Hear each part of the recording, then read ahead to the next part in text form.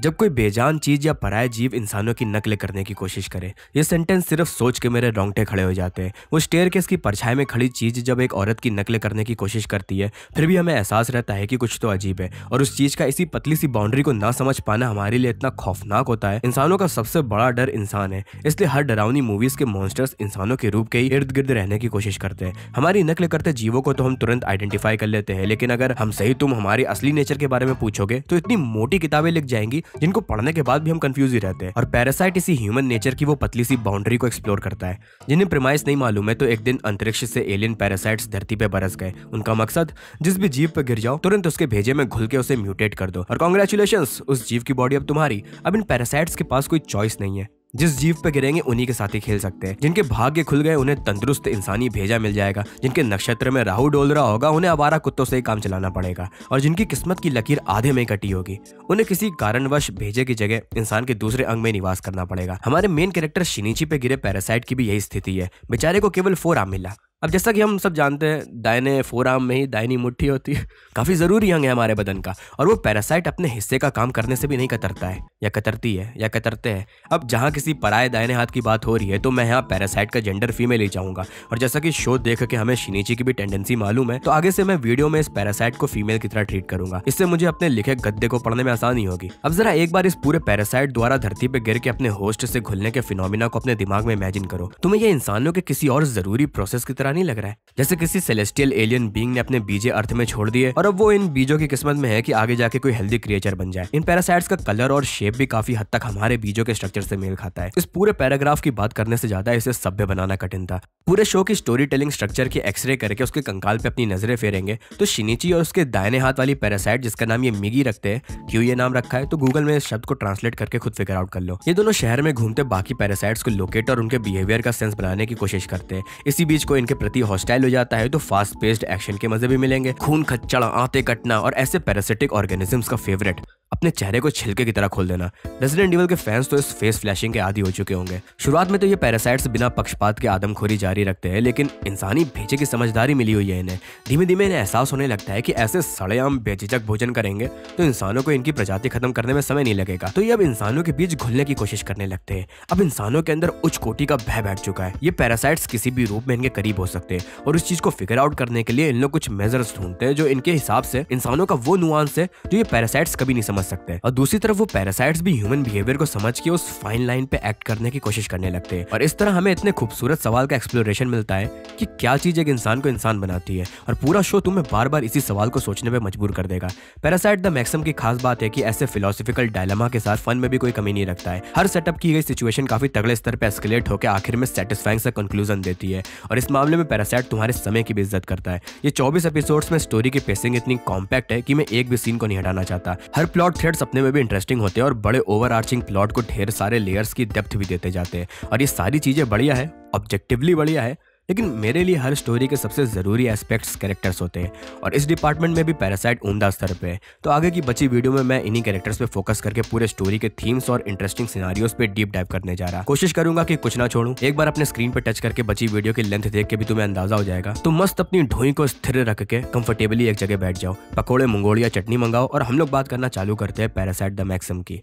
सबसे पहले मैं 2 वेस्टेड पोटेंशियल कैरेक्टर्स की बात करना चाहता। ये दंगेबाज लड़का और मेन हीरोइन के गर्ल्स ट्रायो की ये खिलखिलाती दोस्त। मुझे देखो ये दोनों कैरेक्टर्स जिस स्टीरियोटाइप को बिलोंग करते हैं वो काफी पसंद है, क्योंकि एक बुली और साइड बबली कैरेक्टर को स्टोरी में जब डेप्थ मिलता है तो मुझे दिल से अच्छा लगता है। इवेंगेलियन के तोजी को ले लो और दंदन की आयरा या गिंतामा की कागुरा को ले लो। यहाँ ऑब्वियसली ऐसा नहीं हुआ है। पहले लड़की की बात कर देते हैं, क्योंकि वो ना के बराबर थी। ये अगर पूरे टाइम ऐसे बस दूर से मेन हीरोइन की विंग वुमेन ही बनी रहती तो ये ना तो मेरे नजरों में चढ़ती और ना इस वीडियो में इसका सेक्शन होता। लेकिन एक सीन में इसे हल्का सा स्क्रीन टाइम मिलता है जिसमें हमें पता चलता है कि इसका भी शिनिची पे क्रश है, लेकिन इस इन्फॉर्मेशन का स्टोरी में कुछ भी यूज नहीं किया गया। कुछ पल के लिए कि हम इस चीज पे फोकस कर सकते हैं कि हमारे मेन कैरेक्टर के पीछे कितनी लड़कियां पड़ी हैं। मेन हीरोइन और वो टेलीपैथ वाली तो चलो थी, फिर इस लड़की का भी क्रश था, और इसी से हमें यह भी पता चला कि इनकी ट्रायो की आखिरी चश्मे वाली लड़की का भी इस पे क्रश था। और तो और भाई थोड़े दिन के लिए दूसरे शहर में शिफ्ट हो जाता है और वहां भी एक बच्ची इसके डिप्रेसिव करिश्मा का शिकार हो जाती है।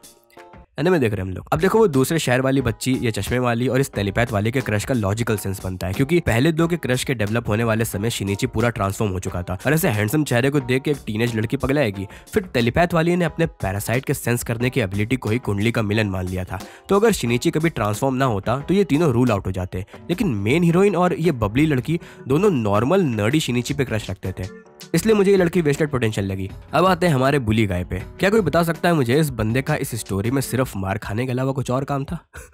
मैं तहे दिल से चाहता था कि ये खुद को हल्का से रिडीम करे। आखिरी सीन तक भी ये चूतिया इतना इमोशनल होने के बाद भी अपने बुली टेंडेंसी से नहीं मुकरा और आखिर तक ये सिर्फ एक लूजर ही रहा। जिस लड़की को ये पसंद करता था वो उसी लड़के पे फिदा हो गई जिसने इसे बुली किया था और उस जगह भी ये चूतिया लगा ही था। फिर उस मोमेंट के बाद से हर सीन में ये उसी बुली किए लड़के से मार खाता रहा। वहां तो चूतिया लगेगा ही। मेरे नजरिए से इस पूरे स्टोरी का सबसे ट्रेजिक कैरेक्टर था। ऐसे स्टोरी के शुरुआत में एक और लड़के को मेन हीरोइन पसंद होती है और वो भी बुलिंग का सहारा लेता है, वो भी बेचारा मारा जाता है और फिर लड़की से खुद को दूर कर लेता है। तो ठीक है, हमारे मेल्स अपने पार्टनर के लिए अपने प्रिमिटिव वे में चले जा रहे हैं, लेकिन फीमेल्स जो कि ये लड़की, इसने कुछ क्यों नहीं किया? भाई साजिशें चलती जैसे ये टेलीपैथ वाली लड़की कर रही थी। वेस्टेड पोटेंशियल थे ये दोनों। लड़की को तो फिर भी माफ कर दूंगा, उसने कम स्क्रीन टाइम खाया, लेकिन ये लड़का आंखों का दर्द था। अगले दो कैरेक्टर्स ये हिडियो शिमादा और यूको ताचिकावा को एक साथ डिस्कस करते हैं। मेरे लिए ये जरूरी नहीं है कि कैरेक्टर्स का कोई नैरेटिव पर्पस हो ही, मैं खुद चाहता कि वो अपने अकॉर्डिंग ही बिहेव करे, लेकिन हिडियो का कैरेक्टर काफी शैलो था। हिडियो उन्हीं पैरासाइट्स में से था जिसे इंसानों के बीच खुल के रहने में प्रॉब्लम नहीं थी। वो अलग बात है, ये काम वो इतने अच्छे से कर भी नहीं पा रहा था। भाई ऐसे रैंडम स्टूडेंट की नाक तोड़े दे रहा और कोई इसको एक्सपेल क्यों नहीं कर रहा है? इसे मेन विलेन ने शिनिची पे नजर रखने को भेजा था और हिडियो से हमें यह भी इन्फॉर्मेशन मिली कि पैरासाइट्स को जीने के लिए इंसानों को खाने की जरूरत नहीं है। तो ये एक इंटरेस्टिंग कैरेक्टर हो गया जो बिल्कुल हार्मलेस है। जितने भी सिचुएशंस में इसने दूसरे पे हमला किया है वो सेल्फ डिफेंस में ही किया है। और शिनिची के लिए ये डायलेमा क्रिएट हो गया है कि जब अगर कोई पैरासाइट ऐसे जीने की कोशिश कर रहा तो उसके साथ क्या किया जाए। ह्यूमन मॉरल्स के हिसाब से उसे मार तो नहीं सकते, पर जब तक कि वो जिंदा है इर्द गिर्द के लोगों पे खतरा मंडराता ही रहेगा, क्योंकि ये चाहे कुछ ना करे लेकिन इंसान खुरपेच होते हैं, वो कुछ ना कुछ छिड़कानी करेंगे और उस चक्कर में अपनी जान गंवा सकते हैं। और इस पूरे सेटअप का एस्केलेशन इसी दिशा में जाता है। अब पिक्चर में हमारी दूसरी कैरेक्टर वो चश्मुद्दीन लड़की यूको आती है। यूको का हिडियो पे क्रश था। ये लड़की हर अगले हैंडसम दिखते लड़के पे अपना दिल फेंक देती है। अब हिडियो के वियर्ड बिहेवियर्स की वजह से स्कूल में रूमर्स फैले होते हैं कि वो एक पैरासाइट हो सकता है और यूको ने इस बात की तह तक पहुंचने की ठानी और उसे तुरंत सबूत भी मिल गया कि हिडियो एक पैरासाइट है। अब ये लड़की अपनी जिंदगी का सबसे बेवकूफों वाला डिसीजन लेती है। स्कूल के विसिनिटी में ही वो एक पैरासिटिक ऑर्गेनिज्म को हॉस्टाइल कर देती है। वो भी इस तरह से करती है कि वो पैरासाइट खुद को कंट्रोल नहीं कर पाता है और मर्डर स्प्री चालू हो जाता है। कई लोग मारे जाते हैं और आखिर में शिनिची को उसे मोस्ट बैड एस वे में मारना पड़ता है। भाई वो दूर से जे बड़ा अद्धा फेंक के किसी को मारना धागड़। इस सिचुएशन की आगे बात करने से पहले मैं यूको की बात करना चाहता हूँ। इस लड़की ने एक किलिंग इंटेंट लिए पैरासाइट से क्लोज एनकाउंटर में उसके दिमाग को सक्सेसफुली हेवायर कर दिया। फिर खिड़की से कूद के पेड़ों से अपना मोमेंटम रोक के खुद को कम से कम चोट लगाई और 2 दिन बाद बिल्कुल तंदुरुस्त होकर लौटी। मेरा सबसे पहला शक इसी लड़की पे जाता कि ये साली पैरासाइट है। तो उस पूरे सिचुएशन को देखेंगे तो वहाँ काफी प्यारे थीम्स एक्सप्लोर हुए हैं कि दूसरा जीव हमारे बीच अगर हार्मलेस भी है तो इंसान अपनी जिज्ञासा के लिए उससे छेड़छाड़ कर ही देता है और फिर परिणाम तो बुरे होने ही है। इसलिए हिडियो का कैरेक्टर भी काफी बढ़िया हो सकता था कि वो बेचारा तो बस इंसानों के बीच घुल के जी रहा था, उससे तो ये मर्डर स्प्री करना भी नहीं था। ये पूरी घटना इस लड़की की वजह से हुई है। लेकिन क्या उस सीन में हमें हिडियो के लिए सच में पिटी महसूस हुई? नहीं, क्योंकि पिछले एपिसोड में हमने उसे एक लड़की को खाते हुए देखा था। तो यहाँ इस लड़की की बेवकूफी की वजह से लोग मरे के साथ साथ ये भी हो गया है कि इस लड़के की सच्चाई सामने आनी जरूरी थी। इसलिए थीम तो तगड़ी एक्सप्लोर हुई लेकिन कैरेक्टर शैलो रहा। इस एनिमे का वो क्लाइमेक्टिक आर्क जिसमें इंसान इन पैरासाइट्स को खत्म करने के लिए ठोस कदम उठाना शुरू करते हैं, वो पूरा सिनारियो मेरा वन ऑफ द फेवरेट है। इन पैरासाइट्स को जड़ से मिटाने के लिए इंसान इस हद तक चले जा रहे हैं कि दूसरे इंसान को मारने से भी नहीं कतर रहे थे और हमारे अंदर फिर से ये सवाल उठने लगता है कि आखिर यहाँ विलेन कौन है। उसी आर्क में इस किलर को रख के और केओस की संभावना बढ़ा दी। फिर सबसे डेडली विलेन गोतो भी यही मंडरा रहा था और आखिर में जाके जब हम उस एसोसिएशन के मेयर ताकेशी हिरोकावा तक पहुंचे तो हमें पता चला कि ये एक ह्यूमन था। बहुत प्यारा एग्जीक्यूट किया ट्विस्ट था और हुआ भी उसी आर्क के एंड में जब पैरासाइट्स और ह्यूमंस के बीच अंतर ना कर पाने का डायलेमा चल रहा था। स्टोरी टेलिंग के नजरिए से उच्च कोटि की सिनारियो राइटिंग थी। फिर हल्की सी गोतो की भी बात कर लेते। इस कैरेक्टर की एंट्री वो जो टैंक टॉप में मुष्ठंडा पूरी गैंग को स्लॉटर करके आता है, तुरंत दहशत बना दी थी। और फिर शिनिची के साथ इसकी दोनों फाइट्स प्यारी तरीके से लिखी गई है। पहली वाली ज्यादा बढ़िया थी क्योंकि उसमें हमें वो इन्फॉर्मेशन मिलती है कि इसके अंदर 5 पैरासाइट्स है, तो भाई का भोकाल अलग ही स्तर पे चला गया था। और जिस तरह वो बस से उतर के लंगड़ा के गिरता है वो पूरा सीक्वेंस बहुत कोकी और यूनिक लगा था। जो उसकी फाइट याद आ गई थी कि भाई फाइट की एक लोकेशन की जगह पूरी रोड ट्रिप है जहाँ शिनिची और गोतो बीच में रुक रुक के स्ट्रेटेजी सोच रहे और अपना रहे। पैरासाइट में ये ओवर आर्चिंग थ्रिलर प्लॉट के अलावा उसका स्लाइस ऑफ लाइफ और रोमांस एस्पेक्ट भी काफी प्रेवलेंट है। अभी मैंने शिनिची के क्रश की लिस्ट बताई थी तो उसी से तुम देख सकते हो। एक दूसरे को कॉन्ट्रास्ट करती लड़कियां सातोमी मुरानो और काना किमिशिमा दोनों मेन लव इंटरेस्ट है। अब इन दोनों के पोर्ट्रेल से काफी साफ है कि काना इन दोनों में ज्यादा कूल है क्योंकि ये रिलेशनशिप को बढ़ाने के लिए एक्टिवली काम करती है, जो कि हाँ मैं एक तीसरी आई लड़की से यही चाहूंगा। बेस्ट बात है इसकी कि ये अपने फीलिंग्स को लेकर बहुत डायरेक्ट और ऑनेस्ट है। यहाँ जब वो उसी बुली गाय को अपनी शिनिची की तरफ की फीलिंग्स बताती है तो वो मुझे सही इंटरेक्शन लगा था और ये इस बंदे का भी अकेला रेस्पेक्टेबल मोमेंट था कि इसने लड़की की फीलिंग्स को समझा और चुपचाप निकल लिया। मुझे इस जगह राइटिंग पर्सपेक्टिव से ये थोड़ा नेचुरल लगा कि शिनिची ने काना को अपनी फीलिंग्स साफ क्यों नहीं बता दी कि उसे दूसरी लड़की पसंद है। और यहाँ वो भी बात है कि काना को भी ऑलरेडी दोनों लवर्स के बारे में पता था। इस चीज का रीजन काना की तरफ से देखेंगे तो जब भी उन दोनों की बात हुई तो शिनिची उसे यही पैरासाइट वाली बात के सीक्रेट को बताना चाहता था और इसलिए वो थोड़ा वेग तरीके से कॉन्वर्सेशन करता था और काना उस चीज को ये मिसअंडरस्टैंड कर देती थी कि शायद शिनिची भी उसे पसंद करता है। उसके अभी भी चांसेस है। अब शिनिची की तरफ से देखेंगे तो ये बंदा वो दूसरे शहर वाली बच्ची के गेस्चर्स भी उतने सही से समझ नहीं पा रहा था। मुझे वहां लगा था कि ये समझ रहा है लेकिन उसे इग्नोर कर रहा है क्योंकि यहाँ से निकल लेंगे और किसी को हार्म भी नहीं होना है। लेकिन काना वाले पूरे सिनारियो से हम समझ सकते हैं कि इसे ये सब बिल्कुल समझ नहीं आता है और इसी मिसअंडरस्टैंडिंग की वजह से इस एनिमे की वो आइकॉनिक घटना हुई और इस सीन के बिल्डअप में जो ड्रेड बढ़ना शुरू होता है इस मामले में पैरासाइट बहुत तगड़ा है। जब ये शिनिची के करीब के लोगों पे खतरा मंडराना शुरू होता है तो ये एनिमे उन सीन्स का टेंशन इतने चौकस तरीके से बरकरार रखता है कि तुम पूरे समय फटी में रहोगे कि अगले को कुछ हो ना जाए। मैं पर्सनली चाहता था कि काना और शिनिची के बीच पैरासाइट्स के अलावा भी कुछ बातें हो, जैसे जब पहली बार ये दोनों को अकेले समय मिलता है तो उस पूरे सीन को कट कर दिया गया था। फिर ये एनिमे अपने पेसिंग को लेकर बहुत ज्यादा सीरियस है। फिर भी इन दोनों के बीच सिर्फ पैरासाइट्स की बात होना एक काफी प्यारा पैरेलल बनाती है जिसको डिस्कस करने से पहले हमें उस less cool main love interest Satomi Murano की भी बात करनी पड़ेगी। मुझे बिल्कुल भी नहीं पता कि कम्युनिटी में इस कैरेक्टर को लेकर लोगों की क्या राय है और मैंने रिसर्च भी नहीं की क्योंकि मैं अपनी ऑनेस्ट फीलिंग्स देना चाहता था। तो तुम लोगों को भी ये एनोइंग लगी ना? क्या हम सब सेम पेज पे है? इस लड़की ने जब सबसे पहली बार अपना कैच फ्रेज यूज किया था कि क्या तुम सच में शिनिची कुन हो, मुझे तब नहीं पता था कि ये इसका कैच फ्रेज है और ये सेंटेंस सुनते ही मैं क्रिंज कर गया था। पैरासाइट के अंडरलाइंग थीम्स को समझने में तुम्हें जरा सा भी टाइम नहीं लगेगा। मतलब अगर तुमने इस टाइप के और मीडियाज देखे तो तुम्हें अंदाजा तो हो गया कि ये शो किस तरफ जाएगा। और फिर इस लड़की का बिल्कुल आउट ऑफ नोवेयर ये सवाल पूछना उस थीम को बहुत ज्यादा चेहरे पे रख रहा था। फिर भाई ये लड़की जब देखो यही सवाल पूछी जा रही है। बाद में वो वाला सीन जब ये फिर से यही सवाल करती है और शिनिची खूब तेज से भाई दिल से खुशी हुई थी। ऐसे इसकी तरफ से और भी वियर्ड इंटरेक्शंस देखने को मिलते हैं, जैसे यहाँ पहले भाई का सीधा हाथ पकड़ के चल रही होती है फिर अचानक से उसे छोड़ के दूसरे हाथ को पकड़ लेती है। ये भी सिर्फ थीम्स को मुंह पे रखने के लिए था, लेकिन अगर ये सब हटा दो और इस कैरेक्टर के पीओवी से देखो तो आखिर क्या सोचेस होगा।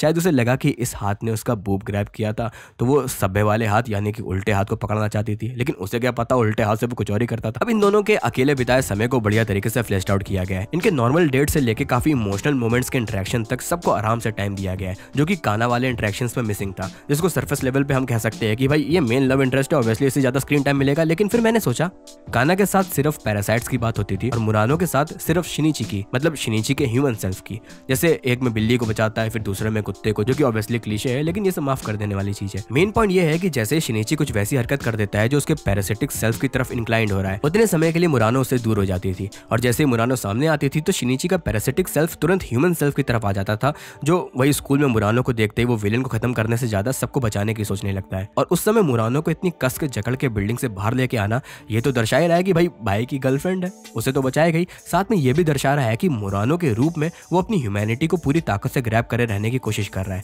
इसलिए जब शिनिची के इस डायलेमा का सबसे टफ समय होता है, जब गोतो उसके पीछे पड़ा होता है और मीगी भी सो जाती है, तो वो अपने ह्यूमैनिटी को पकड़े रहने के लिए बहुत ज्यादा डेस्परेट सा हो जाता है। तभी उसके सामने मुरानो आती है और वो उसे इतनी जोर से हक करता है कि मुरानो को दर्द भी होने लगता है। फिर बाद में मुरानो शिनिची को पार्क में ढूंढने भी आ जाती है, यानी कि उसने वो शिनिची का उसे दर्द पहुंचाने तक की हक करने का मतलब ये नहीं निकाला कि ये पैरासाइट हो सकता है, जो कि पूरे एनिमे को देख के हम व्यूअर्स के हिसाब से मुरानो को यही सोचना चाहिए, क्योंकि वो हमेशा वही डाउटफुल क्वेश्चंस पूछा करती थी। यहाँ से मुरानो काफी तगड़ी रिटर्न कैरेक्टर हो गई थी मेरे लिए, क्योंकि इस लड़की को अगले का सीक्रेट बिल्कुल भी नहीं मालूम था और सारे सबूत जैसे वो बिल्डिंग से ही कूदना साफ इसे यही बता रहा था कि शिनिची के पैरासाइट होने की संभावना काफी ज्यादा है। लेकिन यही वो अकेली कैरेक्टर थी जिसके पास शिनिची अपने लोएस्ट पॉइंट में गया और इसे उससे ट्रस्ट करने में बिल्कुल समय नहीं लगा। और उस हर्टफुल हग ने इसे डराने की जगह इसके लिए शिनिची की फीलिंग्स और ज्यादा क्लियर कर दी थी। शिनिची की नजरों से तो और ज्यादा ही दिमाग खोल देने वाला मोमेंट था। पूरे टाइम शिनिची पे खतरा मंडराता था तो मिगी उसे आगाह कर देती थी। कुल मिलाकर उसे दुश्मन दोस्त साफ दिख रहे थे। और अब उसके सामने ये सिचुएशन क्रिएट हुई है कि इसके पीछे एक किलर पैरासाइट पड़ा हुआ है, लेकिन मिगी सो रही है और अब इसके पास उसे आइडेंटिफाई करने का कोई तरीका नहीं है। तो डर के मारे भाई का दिमाग बौखला जाता है। और जब उसके सामने मुरानो आती है तो अब जाके वो उसकी नजरों से देख पा रहा था कि जिस ओवरवेलमिंग डर को ये अभी फील कर रहा है, ये लड़की तो हमेशा से इसी सिचुएशन में ही है। और तो और इस लड़की के लिए सबसे बड़ा डर खुद शिनिची ही था, तब भी ये उसके करीब ही रह रही थी। और अब उसका एनोइंग कैच फ्रेज यूज करना और शिनिची का उसे शट अप कहना शिनिची में और थोड़ा कह दो मुझ में भी गिल्ट सा बना रहा था। वो अलग बात है, वो कैच फ्रेज सच में एनोइंग ही था। सिर्फ इसलिए वो हक करना था, तगड़ा मोमेंट था मेरे लिए। और सिर्फ उस एक मोमेंट की वजह से मुरानो का कैरेक्टर मेरे लिए बहुत ऊपर हो गया था। अब मैं भी इसी का सपोर्टर हूँ कि शिनिची को इसी लड़की के साथ ही होना था। और फिर आखिरी एपिसोड में जो व्यूअर्स का दिल मुंह तक ले आने वाला सीन होता है, तो लोग समझ गए होंगे मैं किसकी बात कर रहा। वहां मैं सोच रहा था कि अगर सच में घटना हो जाती तो भाई वो तो ओवरऑल थीम्स को लेके ही ट्विस्ट हो जाता। इतनी बातें करने के बाद हमें इतना तो साफ है कि ये एनिमे ह्यूमंस की ड्युअलिटी पे फोकस कर रहा है और इसीलिए स्टोरी के मेन कैरेक्टर की सिचुएशन भी काफी सोच समझ के रखी गई है। मिगी ने शिनिची के उसी अंग को कंट्रोल में लिया है जो एक नॉर्मल राइट हैंड पर्सन के एक्शंस के लिए सबसे ज्यादा जरूरी होता है। और फिर इन दोनों की हर एक फाइट शिनिची को कठिन डिसीजंस लेने पे मजबूर कर देती है। वो वाली फाइट जिसमें मिगी खुद डिफेंस संभालती है और शिनिची को अटैक करने को कहती है, उसके फाइट के जस्ट पहले शिनिची मिगी के द्वारा बताए गए बाकी टैक्टिक्स में उसे मोरालिटी का ज्ञान दिया जा रहा था कि कैसे उसके मॉरल वैल्यूज मिगी जैसे पैरासाइट से ऊपर है। लेकिन फाइट के समय अगले इन्फेक्टेड पैरासाइट को मारने की बारी आई तो शिनिची ये बोलता है और इस डिसीजन को लेने में उसे कोई बहुत देर नहीं लगी थी। अपनी जान को जोखिम में देखते ही वो अगले को मारने के लिए तुरंत तैयार हो गया था। इस फाइट के बाद शिनिची अपने एक्शंस को सही मोरालिटी देने के लिए बहुत विचार करने लग जाता है। अगले दिन उसके स्कूल में एक नई टीचर आई होती है और वो भी पैरासाइट होती है, जो कि हाँ इस सीरीज की मेन एंटेगनिस्ट तामिया रियोको है। उस दिन रियोको इस पे इंटरेस्ट दिखाती है और इसके दिमाग में और डाउट्स डाल देती है, ये कह के कि उसने एक तरीके से एक ह्यूमन पैरासाइट को मारा है और एक वर्ड यूज करती है कि ये भी इनकी तरह ही अनप्योर है। अब शिनिची को ये बात और ज्यादा तड़पाती है, जिसका कॉन्सिक्वेंस जाके उस सीन में निकलता है जब उसे एक गली में बुलीड होता लड़का दिखता है। इस जगह शिनिची अगले की मदद करता है, लेकिन ये पूरा सीन हीरोइक की जगह पिटीफुल होता है। क्यों? क्योंकि इसकी मदद इसने सिर्फ इसलिए की क्योंकि इसके हिसाब से एक ह्यूमन इस सिचुएशन में यही करेगा। यहाँ मदद करना इसके नेचर में नहीं था, इसलिए इस जगह ही काना इससे कह दो काइंड ऑफ इम्प्रेस्ड होती है, जो कि असलियत में शिनिची की डिसऑनेस्टी थी। और इसलिए काना शिनिची के पीछे नहीं, उसके इस डिसऑनेस्ट सेल्फ के पीछे पागल थी। और उस सिचुएशन के बाद भी शिनिची को कोई शांति या क्लोजर नहीं मिला था।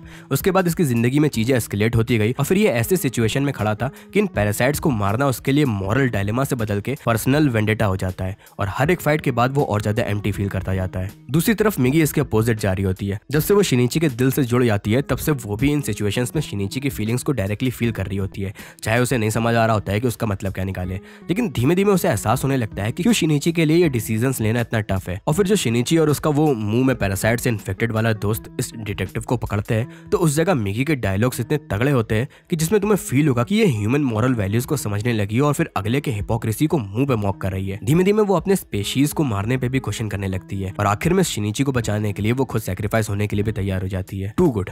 मिगी के इस ग्रोथ की सबसे बड़ी रीजन और मेरे लिए पैरासाइट की सबसे तगड़ी रिटर्न कैरेक्टर तामिया रियोको है। सबसे पहले तो इसकी प्रेजेंस और इसके द्वारा किए जा रहे एक्सपेरिमेंट्स, शिनिची के साथ जो कुछ भी बुरा हुआ है सबका उसके मुंह पे मजाक उड़ा रहा। एक पैरासाइट ने इसकी माँ की बॉडी को कंट्रोल में लेके इसे मार डाला था और जब दोबारा जन्म हुआ तो मिगी, जो कि उसके माँ के हत्यारे की स्पेशीज की ही है, वो अब इसके सिर्फ हाथ की जगह इसके सबसे जरूरी अंग दिल का भी हिस्सा हो चुकी है। यानी कि इसे सिंबॉलिकली देखोगे तो इसकी पैरासिटिक माँ ने इसे मार के जब इसे दोबारा नया जन्म दिया तो ये ह्यूमन की जगह पैरासाइट्स की प्रजाति के ज्यादा करीब हो गया। और वहीं दूसरी तरफ तामिया रियोको एक पैरासाइट ने जब जन्म दिया तो वो बच्चा पूरा ह्यूमन था। इसलिए शिनिची रियोको के हाथ में बच्चा देख के अपने गुस्से को कंट्रोल नहीं कर पाता है। अब तामिया रियोको अपने आप में भी काफी ज्यादा इंटरेस्टिंग कैरेक्टर थी। उसके नजरिए से हम देख पा रहे थे कि कैसे इन पैरासाइट्स में सबसे समझदार वाली भी चाह के भी ह्यूमन की तरह बिहेव करने वाली फाइन लाइन को नहीं समझ पा रही थी। मिगी को देखोगे तो वो तो समझने की कोशिश तक नहीं कर रही थी, लेकिन हालात की वजह से उसे समझ आने लगा। ये औरत हमेशा से क्यूरियस थी। मिगी और बाकी पैरासाइट से भी हम लोगों को समझ आता है कि इनके स्पेशीज का नेचर प्योर लॉजिकल थिंकिंग है। और तामिया रियोको इतनी फैसिनेटिंग इसलिए हो जाती है क्योंकि वो अपने लॉजिकल नेचर के अगेंस्ट इमोशंस को लेके भारी स्तर पर ऑब्सेस्ड थी। फिर जब वो सीन होता है जब ये अपने बच्चे की जान बचाने के लिए अगले पे अटैक करती है तो तब जाके पहली बार कोई पैरासाइट ह्यूमन के इतना करीब आ पाया। और तामिया रियोको को केवल कुछ पल के लिए ही सही पर वो इमोशंस फील कर पाई जिसके लिए वो इतनी समय से ऑब्सेस्ड थी। फिर अगले सीन पे इसने अपने बच्चे को बचाने के लिए खुद को सेक्रीफाइस कर दिया। ये सीन सिर्फ रियोको के लिए ही नहीं, साथ में शिनिची के मॉरल डायलेमा के लिए भी एक क्लोजर था और मिगी पे तो इसका असर पड़ा ही था, थोड़ी देर पहले हम लोग बात कर ही चुके हैं। इसी को मद्देनजर रख के हम उस लास्ट सीन में अगर आएंगे जहाँ शिनिची के पास डिसीजन होता है कि गोतो को मारे या नहीं, तो उस जगह मोरालिटी साफ है, इन पैरासाइट्स को मारना गलत ही है, लेकिन अगर वो इसे नहीं मारेगा और ये बच गया तो ये काफी ह्यूमंस को मार डालेगा। तो अपनी स्पेशीज के लिए शिनिची ने उसे मार डाला, इसलिए आखिर में मिगी के जाने का भी सेंस बनता है क्योंकि एक समय उसका भी सीक्रेट सामने आ ही जाएगा और ह्यूमंस शिनिची के साथ इसको भी मार ही देंगे। तो उसका जाना सबके लिए बेस्ट डिसीजन था। यहाँ मिगी की तरफ से सोचोगे तो काफी प्यारा सा है कि उसने इस जगह अपना ना सोच के शिनिची को एक तरीके से नई लाइफ देके चली गई। इससे प्यारा ग्रोथ किसी कैरेक्टर के लिए और क्या हो सकता है। तो भाई मुझे लगता है ये वीडियो खत्म करने का बेस्ट समय होगा। हंटर हंटर के काइमेरा आर्ट के बाद जाके इस थीम पे इस स्तर पे फोकस होता कुछ मैंने अब देखा है। आई होप कि तुम्हें वीडियो पसंद आई और ऐसे ही मुझे एनिमेस पे बातें करते देखना चाहते हो तो मैं क्या करूं? चाहते तो हम सब बहुत कुछ है, इसका मतलब ये थोड़ी ना है कि तुम्हें वो मिल ही जाएगा। मैं जा रहा हूं आराम करने। बाय।